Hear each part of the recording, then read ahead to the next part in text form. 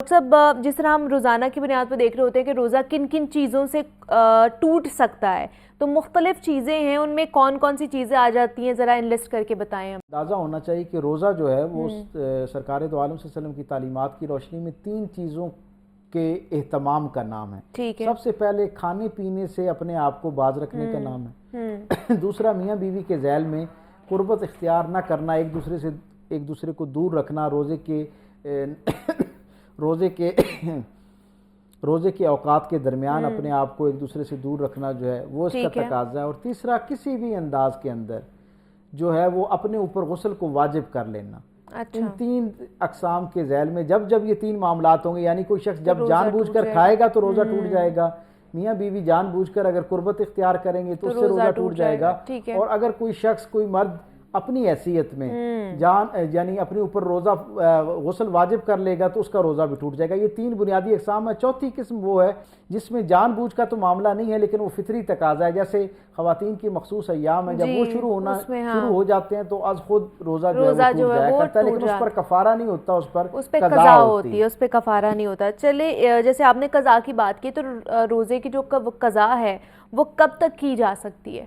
हाँ, ये बड़ा अहम सवाल। अक्सर लोग ये सवाल करते हैं कि किसी वजह से रोज़ा जो हमारा रह गया है अब उसकी कज़ा देनी है, तो उस कज़ा का दौरानिया कब तक है? तो हज़रत आयशा सिद्दीक़ा रज़ी अल्लाह तआला अन्हा ये फरमाती हैं कि मैं अगले रमज़ानुल मुबारक से पहले का जो शाबान है उस तक जो है वो अपनी कज़ा मुकम्मल कर लिया करती थी। यानी इसका मतलब ये है कि शाबान तक का जो है वो वक्त मैसर है। गो कि शाबान तक जो है वो उसकी सहूलत तो हमें मैसर है, एक मोहलत मैसर है, लेकिन क्योंकि ज़िंदगी मौत का कोई पता नहीं है और रोज़े की कज़ा आप पर वाजिब है, यानी आपने उसको हर सूरत अदा करना है, एक जिम्मेदारी है, तो जितना जल्दी हो सके उसको जो है वो अदा कर लेना चाहिए। इसलिए अहलुल्लाह के हम मामूल ये देखते हैं कि शाबान में क्योंकि एक आदत भी बनी होती है, एक मिजाज भी बना होता है, तो शाबान के शवाल के अंदर जो है वो इन रोज़ों का एहतमाम कर लेना चाहिए। मतलब अगला रोज़ा या रमज़ान आने से पहले जो आपको कज़ा कर लेना चाहिए, लेकिन वक्त और रुख्सत जो है वो अगली शाबान तक ही है। कफ़ारे और कज़ा में फ़र्क क्या है?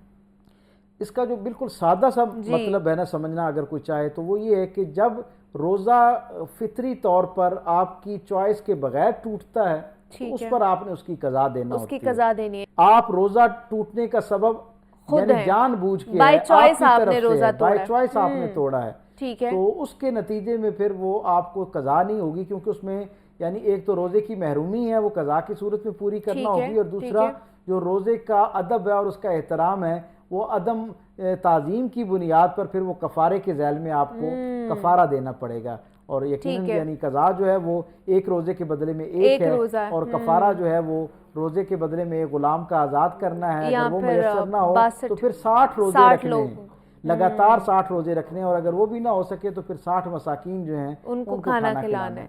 ठीक है। अच्छा, दूसरा रमज़ान बरकतों वाला महीना है डॉक्टर साहब, रमज़ान में ये जो निकाह या शादी के हवाले से कोई अहकामात हमें मिलते हैं कि निकाह कर सकते हैं या शादी कर सकते हैं? अमूमी तौर पर मुआशरे के अंदर ये तासुर पाया जाता है कि जैसे कि रमज़ान में जो है वो जो रोज़ा का क्योंकि एक माहौल होता है तो उसमें क्या निकाह हो सकता है या नहीं हो सकता। तो बहुत सादा सी बात है कि रमज़ानुल मुबारक के अंदर जब 2 आकिल बालिग सेहतमंद लोगों पर, मकामी लोगों पर रोज़ा फ़र्ज होता है, तो जो दौरानिया रोज़े की फ़र्जियत का है, यानी रोज़ा रखने से लेकर रोज़ा इफ्तार करने तक का जो वक्त है, हालत रोज़ा में मियाँ बीवी एक दूसरे के करीब नहीं आ सकते। उसके बाद जो है वो आपस में उनका ताल्लुक़ कायम हो सकता है। अगर वो ताल्लुक़ कायम हो सकता है तो निकाह का होना और बाकी जो एहतमाम है वो सारा कुछ हो सकता है। हाँ, अलबत्ता इसके अंदर जो खाने पीने का मामला है वो वलीमे की शक्ल में हो या निकाह पर जो छोटी मोटी ज़ियाफ़त हुआ करती है उसका एहतमाम फिर यानी इफ्तार के बाद रखा जाए, ताकि वो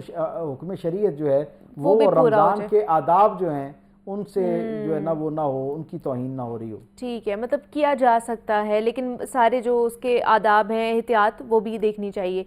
अच्छा डॉक्टर साहब, रमज़ान में जैसे इफ्तार पार्टीज़ होती हैं, लोग एक दूसरे को अपने घरों में इफ्तार पे बुलाते हैं, तो क्या हम गैर मुस्लिम को भी इफ्तार पे बुलाया जा सकता है या नहीं बुलाया जा सकता? ये भी बहुत सवाल पिछले कुछ सालों से ज़ेर बहस आता है कि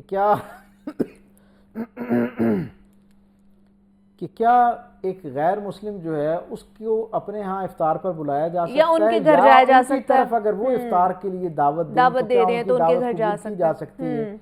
تو بہت سادہ سی بات ہے، اپنے ہاں تو افطار پر کسی کو بھی بلایا جا سکتا ہے. ٹھیک ہے، اوکے. ایک بات یہ الگ بات ہے، میں یہ سمجھتا ہوں کہ ہمارے معاشرے میں جو ہمارے ساتھ ہمارے غیر مسلم بہن بھائی ہیں ان کے یہاں بھی اتنا بنیادی سلیقہ اور کرینہ پایا جاتا ہے کہ وہ افطار کے دسترخوان پر جب تک ہم روزہ نہیں کھولتے اس وقت تک وہ بھی اس کا احترام کرتے ہوئے دسترخوان کی طرف ہاتھ نہیں بڑھاتے. تو یعنی وہ جو آداب رمضان میں اور آداب افطار میں کا ایک تقاضا ہے کہ جب تک روزہ نہ کھولے اس وقت تک دسترخوان سے کوئی چیز نہ لی جائے.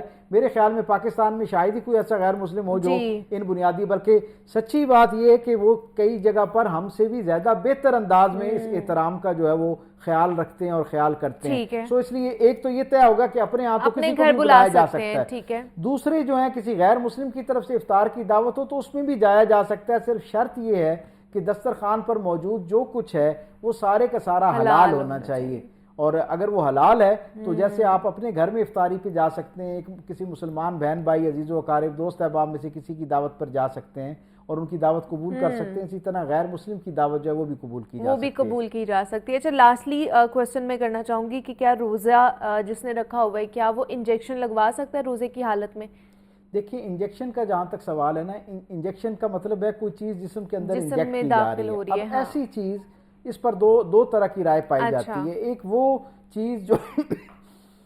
چیز جو غذا کے طور پر جسم کو قوت دینے والی ہے اور دوا کے طور پر جسم کا حصہ بن رہی ہے، تو پھر اس کے لیے تو جیسے ہم جانتے ہیں کہ جسم میں کسی چیز کے داخل ہونے سے وہ ہوتا ہے.